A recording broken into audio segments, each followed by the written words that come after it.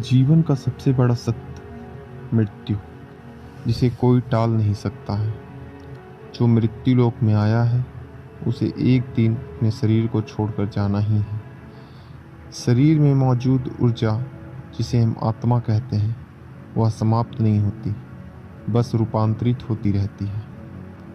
यह ऊर्जा जब शरीर से निकलती है तो यह कुहासे के समान होती है, जिसकी छवि उसी प्रकार होती है जिस शरीर से यह निकलती है।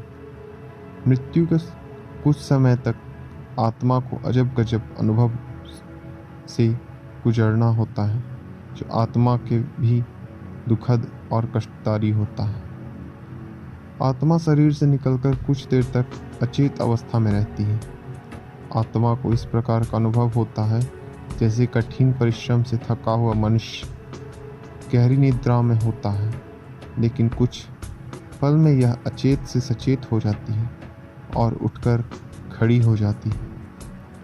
जब व्यक्ति के शरीर में आत्मा निकलती है, उसे कुछ समय तक पता ही नहीं होता कि शरीर से अलग है, बस उसी प्रकार व्यवहार करती है जैसे शरीर में रहते हुए उसका व्यवहार था।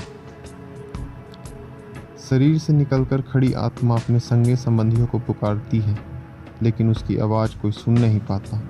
इससे आत्मा को बेचैनी और छटपटाहट होने लगती है। आत्मा परेशान होकर सभी लोगों से कुछ कहना चाहती है, पर उसकी आवाज़ बस उस तक ही गूंज कर रह जाती है, क्योंकि वह भौतिक नहीं अभौतिक ध्वनि होती है और मनुष्य केवल भौतिक चीज़ों को ही महसूस कर सकता है। बरसों तक शरीर में रहने से जो सांसारिक माया का आवरण आत्मा पर पड़ा होता है, उससे मोहवश आत्मा दुखी होकर कभी अपने मृत शरीर को तो कभी अपने संबंधियों को देखकर उनसे बात करनी चाहती है, लेकिन उसका प्रयास विफल होता है। आत्मा कोशिश करती है कि वह शरीर से में प्रवेश कर जाए, लेकिन यम के दूत उसे शरीर में प्रवेश नहीं करने देते। धीरे धीरे व्यक्ति की आत्मा यह स्वीकार करने लगती है कि अब जाने का वक्त हो गया है।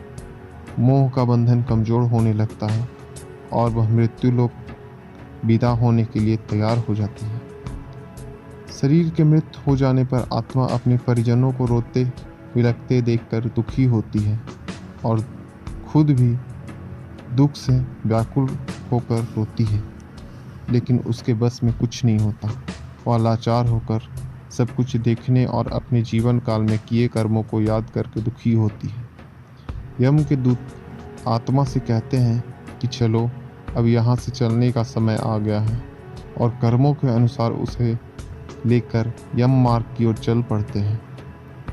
कुछ ही समय में आत्मा मृत्यु लोक की सीमा को पार कर एक ऐसे मार्ग में पहुँच जाती है जहाँ न सूर्य की रोशनी होती और न चांद की चांदनी। उस लोक में हर जगह अंधेरा होता है। यहाँ आत्मा अपने कर्मों और इच्छाओं के अनुसार कुछ समय तक विश्राम करती है। कुछ आत्माएं जल्दी शरीर धारण कर लेती, तो कुछ लंबे समय तक विश्राम करने के बाद अपनी इच्छा के अनुसार नया शरीर धारण करती है। अगर वीडियो अच्छी लगी हो तो लाइक, सब्सक्राइब, शेयर करना ना भूलें।